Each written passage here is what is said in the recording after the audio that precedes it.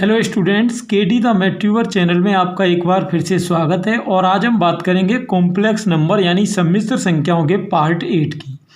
तो आज स्टूडेंट एक इम्पोर्टेंट पॉइंट मैं आपको डिस्कस करवाऊंगा जिसका नाम है योज्य प्रतिलोम और गुणन प्रतिलोम। उससे पहले अपन दो और पॉइंट पर डिस्कस करेंगे, एडिटिव आइडेंटिटी और मल्टीप्लिकेटिव आइडेंटिटी, जिनको कहते हैं योज्य तत्समक और गुणन तत्समक। तो स्टूडेंट्स, अगर कॉम्प्लेक्स नंबर के पहले के 7 पार्ट आपने नहीं देखे हों तो पहले उन सभी पार्ट्स को आप जाकर देख लें, जो कि आपको डिस्क्रिप्शन में प्लेलिस्ट की लिंक दी हुई है। वहां जाकर आप उनको इजीली सर्च कर सकते हैं। एंड स्क्रीन और आई बटन्स पर भी उनकी लिंक आपको अवेलेबल है। Clear students? तो चलिए without any further delay start करेंगे। वन शॉर्ट में स्टूडेंट्स AI से डिनोट करते हैं। अब ये देखिए AI होता क्या है। जैसे कि आपको कोई सम्मिश्र संख्या दी हुई है तो योज्य तत्समक का क्या कंसेप्ट है कि जब आप उस सम्मिश्र संख्या में योज्य तत्समक को जोड़ें तो इनका टोटल स्टूडेंट क्या है कि आपका वही रहना चाहिए, यानी वही आपको सम्मिश्र संख्या प्राप्त हो जानी चाहिए। क्लियर? जो यहाँ पर मौजूद थी। जैसे कि मान लो कोई सम्मिश्र संख्या Z है, अब आपने उसमें योज्य तत्समक को जोड़ा तो स्टूडेंट्स उसका टोटल वही Z आ जाना चाहिए। और इसका जब क्रम बदलें, यानी योज्य तत्समक में जब Z को जोड़ें तब भी आंसर Z ही आना चाहिए। अगर इस तरह की सिचुएशन बन रही है तो ऐसी सम्मिश्र संख्या को अपन दी गई सम्मिश्र संख्या का योज्य तत्समक कहते हैं। कैसे? एग्जाम्पल देखिए। जैसे मान लो कोई Z इक्वल है 3 + 4 आयोटा। अब आप जानते हो मैं इसमें Z में जब 0 को ऐड करूँगा तो Z ही रहेगा। क्लियर? तो 0 यहाँ पर किसका काम कर रहा है? योज्य तत्समक का। लेकिन क्योंकि सम्मिश्र संख्या दी हुई है सम्मिश्र संख्या की फॉर्म में, तो इसको 0 को भी हम क्या लिखेंगे students? AI equal 0 + 0 iota. AI का मतलब यहाँ पर स्टूडेंट्स, ये AI का मतलब स्टूडेंट्स यहाँ पर आपका योज्य तत्समक से है। क्लियर? तो सीधी बात है, सम्मिश्र संख्याओं का कभी भी योज्य तत्समक पूछा जाए तो आपको क्या लेना है? 0 + 0 आयोटा। क्लियर? चलिए एक और एग्जांपल कर लेते हैं। जैसे मान लो किसी ने कहा कि भाई Z इक्वल है 2 + 3 आयोटा, तो इसका AI बताना है। AI का मतलब योज्य तत्समक। तो आपको करना कुछ नहीं है, 0 + 0 आयोटा लिख देना है, चाहे कोई भी हो। क्लियर? ये बात। अब आगे चलते हैं, अगली हेडिंग गुणन तत्समक यानी मल्टीप्लिकेटिव आइडेंटिटी। अब ये क्या होती है, चलिए इसकी बात करेंगे। देखिए गुणन तत्समक क्या होता है। जैसे मान लो ये आपको कोई सम्मिश्र संख्या दी हुई है, ठीक है। अब अगर मान लो मैं इसमें MI का गुणा करूँ, MI का मतलब मल्टीप्लिकेटिव आइडेंटिटी, तो यहाँ रिजल्ट उसी सम्मिश्र संख्या के रूप में आना चाहिए, यानी इसका हो जाना चाहिए एलिमिनेशन यानी विलोपन। और ऐसे ही अगर MI में अगर हम उन सम्मिश्र संख्या का करें तब भी रिजल्ट वही सम्मिश्र संख्या आनी चाहिए। या MI का मतलब बार बार मैं बता रहा हूँ मल्टीप्लिकेटिव आइडेंटिटी यानी गुणन तत्समक। जैसे एग्जांपल देखते हैं, किसी ने आपको एक Z इक्वल दे दिया 3 + 4 आयोटा और वो कह रहा है इसका गुणन तत्समक यानी MI आपको बताना है। क्लियर? तो सीधी बात है कि कोई भी सम्मिश्र संख्या हुई उसमें हम जानते हैं 1 का इंटू करने से रिजल्ट वही Z रहता है। और अगर मैं इसका क्रम भी चेंज करूं तो भी रिजल्ट क्या रहेगा? Z ही रहेगा। इसका मतलब 1 जो है वो किसका काम कर रहा है? गुणन तत्समक का। लेकिन क्योंकि सम्मिश्र संख्या जो है दी हुई है उसमें रियल भी होता है, इमेजिनरी भी होता है, तो गुणन तत्समक को भी हम उसी फॉर्म में लिखते हैं। गुणन तत्समक MI इक्वल, आप देख रहे हो 1 है, लेकिन इसको 1 ना लिख के अपन क्या लिखेंगे? 1 + 0 आयोटा। क्लियर? लेकिन अगर किसी कंपटीशन में 1 ऑप्शन दिया है तो उसको 1 भी माना जा सकता है। यहाँ पर सीधी बात है कि योज्य तत्समक यानी AI पूछे तो वो तो हो गया 0 और गुणन तत्समक MI पूछे तो वो हो गया 1। ये दो चीज हुई क्लियर। अब चलते हैं नेक्स्ट इंपोर्टेंट कंसेप्ट पर। अगला कंसेप्ट है स्टूडेंट योज्य प्रतिलोम यानी एडिटिव इनवर्स। इसमें देखते हैं क्या है। ठीक है, एडिटिव इनवर्स। देखिए योज्य प्रतिलोम क्या होता है। जैसे कोई सम्मिश्र संख्या Z है, अब अगर आप उसमें योज्य प्रतिलोम से अगर आप उसमें योज्य प्रतिलोम का ऐड करें यानी जोड़ें तो स्टूडेंट इन दोनों का योगफल 0 आ जाना चाहिए। तो इस तरह से अगर हम देखें तो ये Z अगर उधर जाएगा तो जेड उधर जाएगा स्टूडेंट, तो वो किसका हो जाएगा, माइनस का। तो योज्य प्रतिलोम हो गया क्या आपका, माइनस जेड हो गया। ये पिक्चर हो गई क्लियर। एग्जाम्पल देखते हैं, जैसे कि जेड इक्वल है मान लो 3 + 4 आयोटा। अब किसी ने कहा कि भाई इसका आपको निकालना है योज्य प्रतिलोम, तो ये क्या हो जाएगा स्टूडेंट्स, ये आपका हो जाएगा योज्य प्रतिलोम के लिए आप दोनों ही चिन्ह बदल देंगे, वास्तविक का भी काल्पनिक का भी। ये बिल्कुल सिंपल है। जैसे किसी ने कहा कि भाई मेरे पास जेड है तो उसका योज्य प्रतिलोम क्या होगा, तो बिल्कुल आसान है, जेड का योज्य प्रतिलोम हो जाएगा -जेड।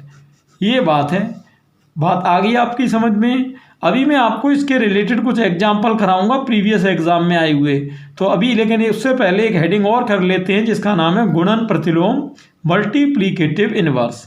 चलिए देखते हैं गुणन प्रतिलोम की क्या कंसेप्ट है। देखिए गुणन प्रतिलोम क्या होता है, जैसे कोई सम्मिश्र संख्या जेड है, अगर आपने उसमें गुणन प्रतिलोम का गुणा किया तो इन दोनों का गुणनफल का परिणाम स्टूडेंट्स 1 आ जाना चाहिए। क्या आ जाना चाहिए, 1। ठीक है, तो इस तरह से अगर हम गुणन प्रतिलोम की वैल्यू निकालें तो ये आपकी हो जाएगी 1/z, जिसे कि हम z इन्वर्स भी कह सकते हैं। और z इन्वर्स का अगर आपको डायरेक्ट कोई फॉर्मूला पूछे तो ये स्टूडेंट्स a - i/a² + b² हो जाता है। ये अब देखो इससे क्या डायरेक्ट भी आप क्वेश्चन सॉल्व कर सकते हो। जैसे किसी ने कहा भाई z = 3 + 4 आयोटा है, तो z इन्वर्स क्या होगा, अब इसमें वैल्यू लगा दो। a की वैल्यू तो क्या है 3 और b की वैल्यू 4। ये ध्यान रहे a b को सिलेक्ट करते समय आयोटा को नहीं लेंगे, ये वैल्यू यहाँ रख दो इसमें ले जाके। चलो a की जगह क्या है 3 - 4 आयोटा अपॉन ये 3 का स्क्वायर हो गया 9, 4 का स्क्वायर हो गया 16। तो z इन्वर्स आपका हो गया 3 - 4 आयोटा अपॉन 25। तो ये जो वैल्यू आ गई इसको कहते हैं अपन गुणन प्रतिलोम। Clear students. ये तो दो फॉर्मूले हमारे काम के हैं, एक तो ये गुणन प्रतिलोम का और एक योज्य प्रतिलोम का। क्लियर। अब चलते सीधे क्वेश्चंस की तरफ। अब अभी जो मैंने आपको कंसेप्ट कराए थे उसके ऊपर अब ये 6 क्वेश्चन हैं जो प्रीवियस एग्जाम्स में आए हुए हैं। सभी 6 क्वेश्चन हमको अच्छी तरह से सीखने हैं और बाद में नंबर चेंज करके आप खुद भी प्रैक्टिस करके देखें। और एनसीईआरटी और स्टेट बोर्ड की बुक्स में भी इनसे मिलते जुलते काफ़ी क्वेश्चन दिए हुए हैं। चलिए देखते हैं। जैसा कि यहाँ कह रहा है z = 4 - 3 आयोटा। अब इसका पूछा है योज्य और गुणन प्रतिलोम। क्लियर।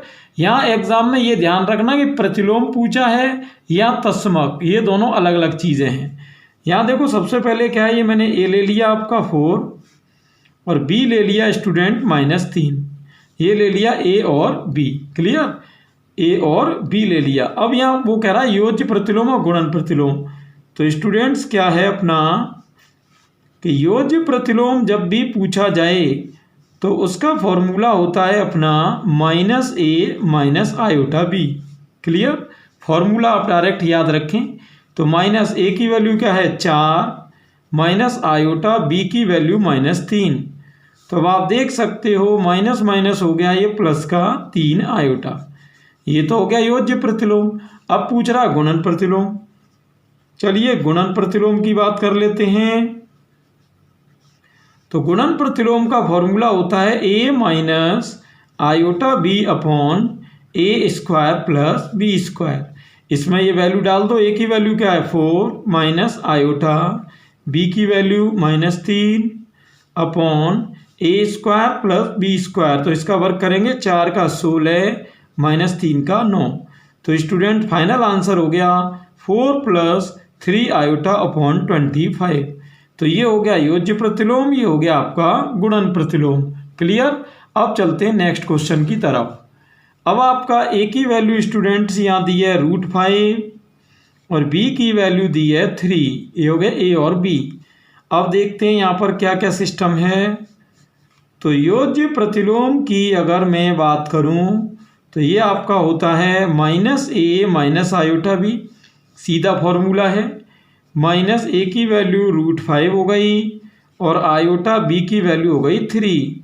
तो ये आपका आंसर हो गया -√5 - 3 आयोटा।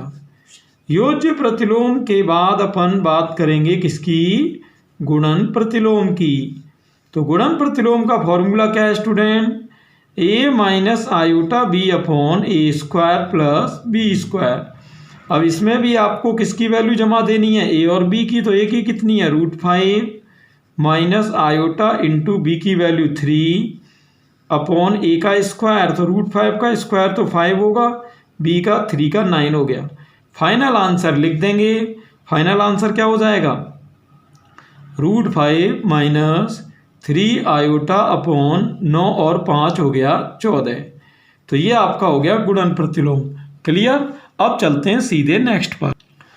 यहाँ स्टूडेंट्स ये वीडियो थोड़ा सा करप्टेड हो गया है, मैं आपको दोबारा रिपीट कर दे रहा हूँ। जेड है 5 + 12 आयोटा, तो ए की वैल्यू हो गई 5, बी की 12। तो इसका पूछा योज्य प्रतिलोम, तो -a - आयोटा b हो गया आपका। a की वैल्यू -5 - आयोटा b की 12। तो ये आपका आंसर आ गया योज्य प्रतिलोम का। गुणन के लिए चलिए मैं रिपीट कर दे रहा हूँ। a की वैल्यू कितनी है? 5 - आयोटा b की 12 आयोटा इंटू 12 और 5 का हो गया 25, 12 का 144।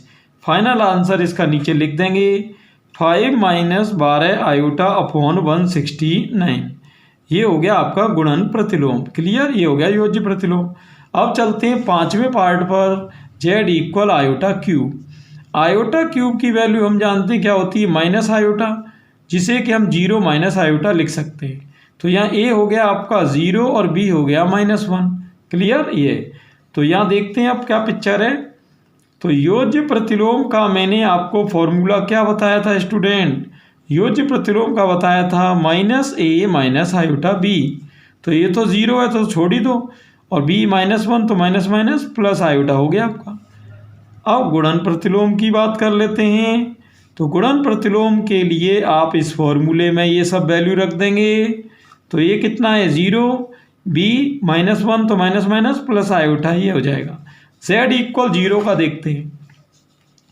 0 को आप जानते हो 0 + 0 आयोटा लिख सकते हैं, जिसका कि अगर मैं योज्य प्रतिलोम निकालूं तो वो का वही हो जाएगा। देखिए 0 का योज्य प्रतिलोम स्टूडेंट वो का वही रहता है, लेकिन अगर इसका गुणन प्रतिलोम कोई पूछ ले तो वहाँ आपको लिख देना है डज नॉट एग्जिस्ट, यानी विद्यमान नहीं है।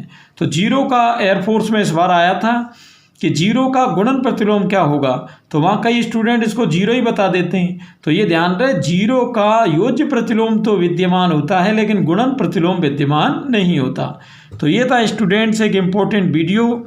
ऐसे ही नॉलेजफुल और मैथमेटिकल वीडियो देखने के लिए आप चैनल पर बने रहें, और अभी तक आपने चैनल सब्सक्राइब नहीं किया है तो सब्सक्राइब कर लें, और दूसरे स्टूडेंट्स को भी शेयर करें, जिसको कि सभी को इसका बेनिफिट हो सके। और आपकी कोई भी क्वेरी है या वीडियो के बारे में आपकी जो भी राय है वो आप कमेंट बॉक्स में ज़रूर लिखें। Thanks for watching.